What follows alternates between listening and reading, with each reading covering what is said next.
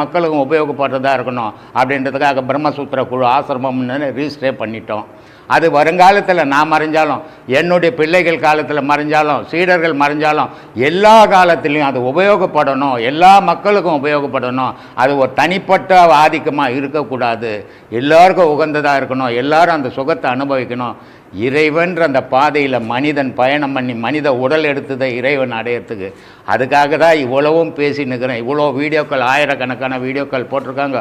இன்றைக்கி உலகம் ஃபுல்லாக என்னுடைய சீடர்கள் இருக்கிறாங்க, பக்தர்கள் கோடி கணக்கில் இருக்கிறாங்க. இவ்வளோ இருந்தும் என்னுடைய நிலையில் நான் ஆரம்பத்தில் எப்படி இருந்தனோ இன்றைக்கும் அந்த நிலையில் தான் இருக்கிறேன். எந்த மாற்றமும் எனக்கு கிடையாது.